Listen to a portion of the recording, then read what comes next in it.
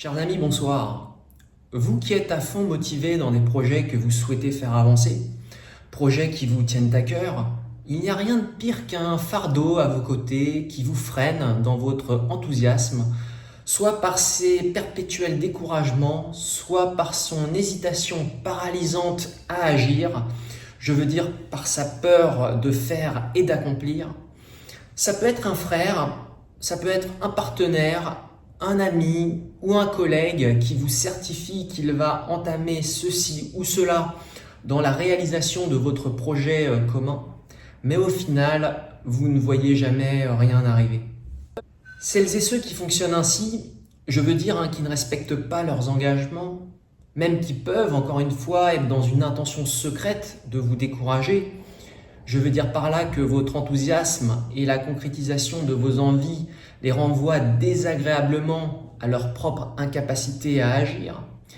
Celles et ceux qui font donc perdre du temps aux autres, et à eux-mêmes d'ailleurs, ces gens-là ne réalisent pas toute la négativité qu'ils peuvent renvoyer. Ils vous mettent dans une situation inconfortable, ils se discréditent à vos yeux, et pire, ils se discréditent à leurs propres yeux. Je reviendrai sur ce point juste après. Ils abîment le lien qui les unit à vous. Ils se compromettent. Et la vérité est que vous, qui avez le courage d'agir dans le réel, n'avez pas besoin de ces gens-là à vos côtés.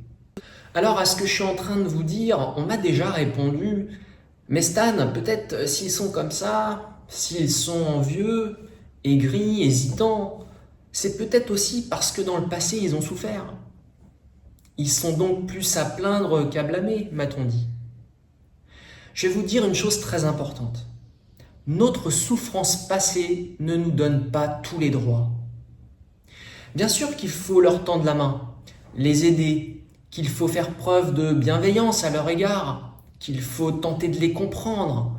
Mais si vous leur tendez la main pour qu'ils la prennent juste pour vous attirer dans leur trou, c'est inacceptable. Que votre bonté ne vous perde pas. Je vais vous dire, vous n'avez pas de temps à perdre. Et après quelques promesses non tenues ou après quelques bâtons dans les roues, il faut partir. Vous n'avez plus de temps à perdre avec ces gens-là. Votre temps est ce que vous avez de plus précieux. Parce qu'avec des personnes aussi négatives, vous risquez de réduire à néant votre élan, votre enthousiasme, votre optimisme. Vous risquez de perdre votre énergie et votre temps, même votre confiance. Clairement, vous risquez de planter tout ce que vous souhaitez accomplir. Je peux vous assurer que ça peut aller loin, cette histoire, si vous vous obstinez par bonté de cœur à traîner ce type de boulet à vos côtés. Vous risquez de tuer dans l'œuf votre entreprise, je veux dire vos desseins, vos projets que vous avez à accomplir et que vous devez accomplir. Entourez-vous de gens qui veulent votre bien, qui croient en vous parce qu'ils croient en eux-mêmes. Tout simplement des gens qui vous motivent. Faites le tri dans vos relations. Sans aucune hésitation, vous avez tout à gagner. Et vous savez, si je vous dis ça, c'est parce que dans le passé, j'ai moi-même été un boulet. J'ai été un boulet pour les autres. Je n'avais pas de mauvaises intentions, mais je pouvais transmettre aux autres mes anciennes peurs, mes angoisses que vous connaissez. Et surtout, la pire chose qui pouvait m'arriver, et j'en arrive au sujet de cette vidéo, j'ai été mon propre boulet. Je sais de quoi je parle, mais j'ai corrigé ça parce que je n'avais plus le choix. C'est ce que je vous disais. J'avais des angoisses, j'avais les chocottes, je ne faisais qu'hésiter, mon esprit ne faisait que construire des raisons pour me maintenir dans l'inaction, pour taire mes envies et mon ambition, ainsi que celles des autres par ricochet. Et comme je n'expérimentais pas les choses dans le réel, comme je ne vivais pas, tout simplement, à force, je perdais toujours plus confiance en moi. Ou plutôt, je ne construisais pas ma confiance, tout simplement. Parce que je ne faisais pas mon expérience dans le réel. Et c'est avant tout l'expérience, avec ses succès et ses échecs, qui bâtit et renforce notre confiance en soi. notre estime de soi. À force d'avoir le cul entre deux chaises, à force de vouloir tout calculer, d'anticiper la réaction des autres, à force de vouloir tout contrôler, je ne faisais rien. J'usais de mon énergie à m'empêtrer dans des réflexions dans le seul but, au final, de fuir l'action. Je me complaisais dans une analyse pour me maintenir dans l'inactivité, pour renforcer ma maudite inertie, car agir dans le réel m'angoissait au fond. J'avais les chocottes de ternir l'image que je voulais renvoyer.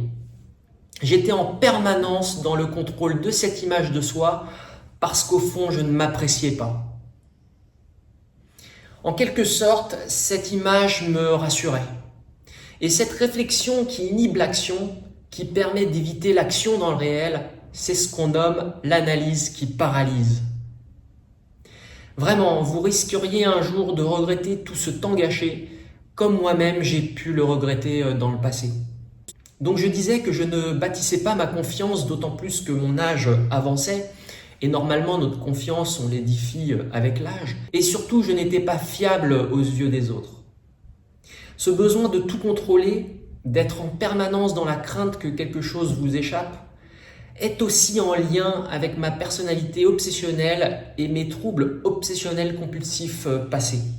D'ailleurs, dans la vidéo numéro 7 de la chaîne, je présente en détail les troubles obsessionnels compulsifs que j'ai subis et aussi ma prise en main pour les apaiser. Je mets le lien de cette vidéo dans le descriptif si ça vous intéresse. Et moins vous avez confiance en vous, plus l'action dans le réel vous angoissera. Il y a un paradoxe important à noter ici.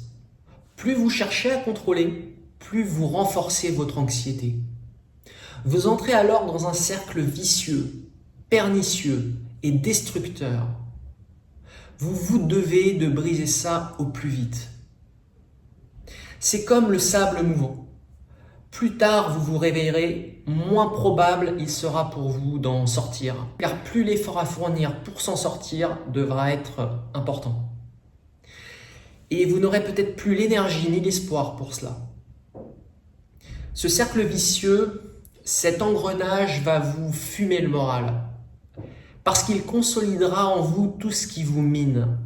Et pour me sortir de ça, mes amis, je peux vous dire que j'y ai laissé beaucoup de ma jeune énergie. Mais je ne regrette pas.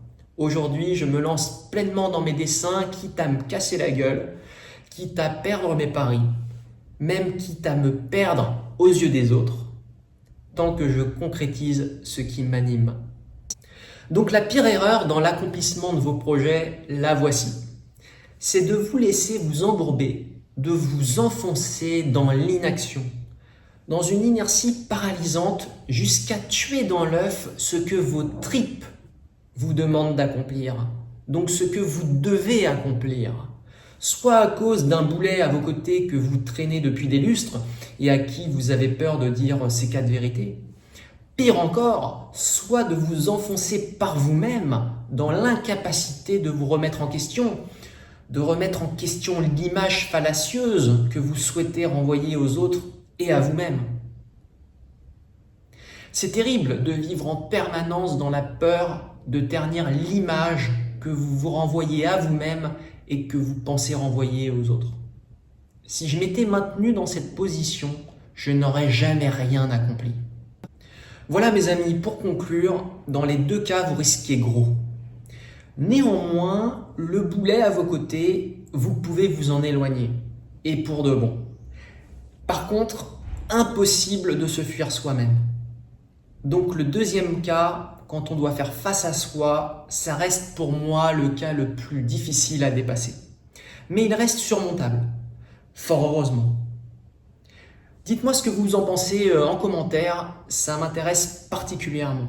Aussi, n'hésitez pas à liker cette vidéo et vous abonner à la chaîne si ces sujets vous intéressent.